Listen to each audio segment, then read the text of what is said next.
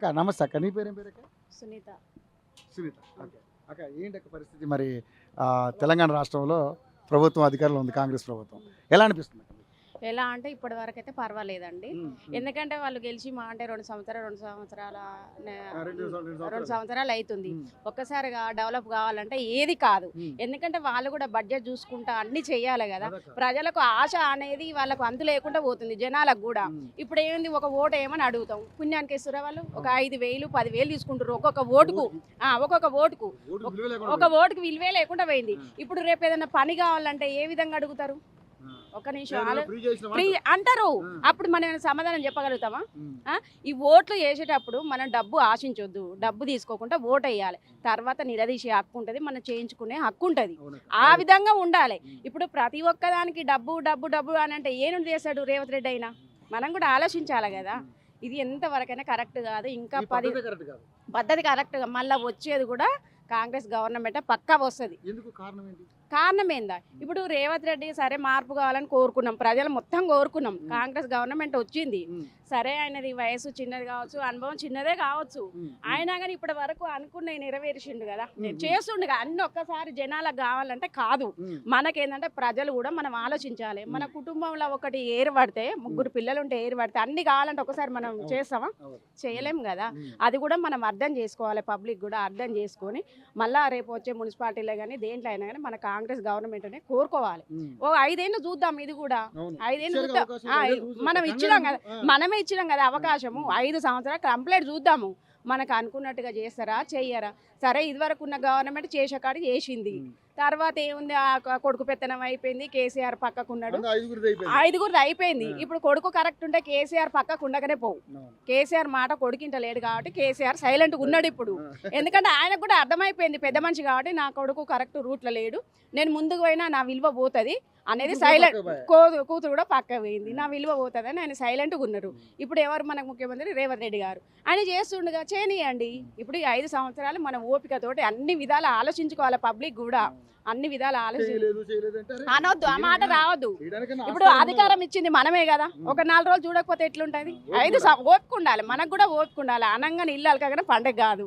మనం కూడా కొంచెం ఆలోచన చేసుకొని రేపు వచ్చే మున్సిపాలిటీ కానీ ఎంపీటీసీ జెడ్పీటీసీ ఇవన్నీ కాంగ్రెసే రావాలి. పక్క కాంగ్రెస్ వస్తేనే మనం అడిగే హక్కు ఉంటుంది. మళ్ళీ 3 సంవత్సరాలు పోతే మళ్ళీ ముఖ్యమంత్రి ఎలక్షన్లు వస్తాయి, అప్పుడు మనకి అడిగే హక్కు ఉంటుంది కదా, నువ్వేం చేసినావు.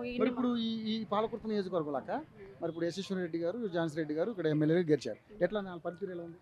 ఇక వాళ్ళ పనితీరు అంటే ఒకటండి, ఇప్పుడు వాళ్ళ ఇంట్లోకెళ్ళి అయితే పెట్టి చేయలేరు కదా, మనం కూడా ఆలోచన చేయాలి కదా. నాకు ఇది ఇయ్యలేదు అది ఇయ్యలేదు అంటే ఇంట్లో అండ్లోకి పోతురు, అండ్లో ఇంట్లోకి వస్తురు. ఇప్పుడు నేను పోయినా నా దగ్గరికి తీయలేదు అంటే ఎంతమంది దగ్గర తీస్తారు వాళ్ళైనా. ఇప్పుడు నాకు మస్తుగా కోరికలు ఉంటాయి, తీర్చాలంటే తీరుస్తారా? వాళ్ళు జనాలను చూసుకోవాలి కదా. నా ఒక సొంత కోరికనైతే చూడరు కదా, గొంతమ్మ కోరికలు తీర్చలేరుగా. అది మన ప్రజలు అర్థం చేసుకోవాలి, అంతే తప్ప వాళ్ళ మీద దుమ్మెత్తిపోయడం వీళ్ళ మీద దుమ్మెత్తిపోయడం అది కరెక్ట్ కాదు. ఇప్పుడు మహిళలకి బస్ ఫ్రీ పెట్టారక, ఉచిత కరెంటు పెట్టిరు, పర్వాలేదండి. ఇంత తొందరగా ఇవన్నీ చేసిన సన్న బియ్యం అండి, ఇప్పుడు సన్న బియ్యం తింటురు జనాలు. అది ఎవరి ఇది? సీఎంఏ కదా, రేవంత్ రెడ్డి గారి ఆశీర్వాదమే కదా. మనం తినుకుంటా తినే అన్నంలో మట్టి పోసుకోవద్దని ప్రజలను కూడా కోరుకుంటున్నా. సో మరి మీ పాలకుర్తి నియోజకవర్గాలక ఇందిరమ్మ ఇల్లు ఇచ్చారు? ఇందిరమ్మ ఇల్లు ఇచ్చిరు, కొన్ని ఇచ్చిరు.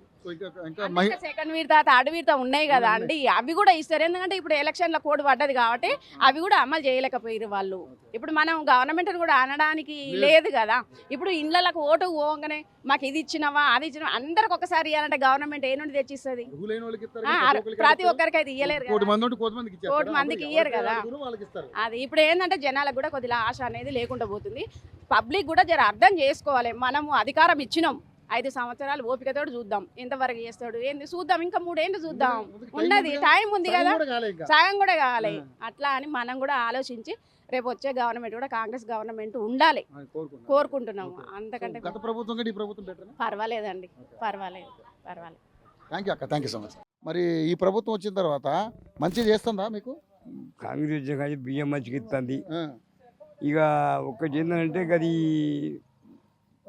ఈ రూపాయలు ఏమో జాగాలకి ఎత్తలేదు, అది ఒక్కటే వెనుకబడుతుంది. కానీ ఇక అన్ని మంచి సౌకర్యాలు మంచిగా. కరెంట్ ఫ్రీ వస్తుందా? కరెంట్ ఫ్రీ వస్తుంది.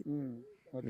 200 యూనిట్లు కాలిపోతే కరెంట్ బిల్లు సన్న కట్టాడు. బియ్యం వస్తాయి, సన్న బియ్యం వస్తుంది, రైతులకు రుణమాఫీ అయింది. రుణమాఫీ అయింది. మరి రుణమాఫీ రైతుల కట రూపాయలు వేయాలట భూమికి. ఉమ్, అయితే అది కూడా పేద సాధు చూసి చేయాలి. ఉమ్. పేదోనికి వేయాలి, ఉన్నోడికి ఏమేస్తారు, ఉన్నోడికి అందుకనే ఈ ప్రభుత్వంలో వీళ్ళు కేసీఆర్ అంటే 100 ఎకరాల వాళ్ళు కూడా ఇచ్చేసిండు. ఇలా అలా కాకుండా ఒక 5-10 ఎకరాలు ఉన్న వాళ్ళకి ఇస్తాండి ఈయన. అంతే. ఇప్పుడే మంచిగా కాంగ్రెస్ ఉన్నప్పుడే. అప్పుడు కేసీఆర్ ఉండగా ఎంత ఉన్నోడికే దూకిడు అంతా. జనానికి దొరికిందా? ఆ, మనలాంటి పేదోళ్ళకి ఏం లేదు. పేదోళ్ళు చూసినోడు లేడు, దాన్ని ముత్తరిచ్చిన లేడు, మెసిరి ఇచ్చిన లేడు, ఉమ్, మెసిరి ఇచ్చిన లేడు అసలు. ఓకే. నాకు 60 బియ్యం కానీ నేను చూసాక అయితే పింఛన్ వస్తుందా కాక నీకు? వస్తుంది. అంటే 2000? 2016 వస్తుంది సార్. ఓకే. ఆ. సో ఈయన 4000 ఇస్తానండి రేవంత్ రెడ్డి, ఇంకా రావట్లేదు. ఇంకా రావట్లేదు కానీ అదే అంటారు, ఇవి ఇస్తారని. ఇంక వస్తుంది, ఇది వస్తుంది, ఇస్తారు నిమ్మలంగా ఇవ్వాలనుకుంటే ఎన్ని ఉంటాయి. ఒక్క మనిషి సంవత్సరం అంటే పెద్ద కష్టం. ఇక ఇప్పుడు ఇవన్నీ ఊళ్ళవి అన్నిటికీ అందరికి ఇవ్వాలనుకుంటే జర ఇగో నాయన వచ్చినట్టుగా చాలా తుర్తి చేసుకోవాలి. ఉమ్. ఇంకా ఆపచ్చకపోతే ఉన్నది పుడుచుకపోతే తెలియదు. మరి మీ ఎమ్మెల్యే శశిని రెడ్డి బాగా చేస్తుందనే?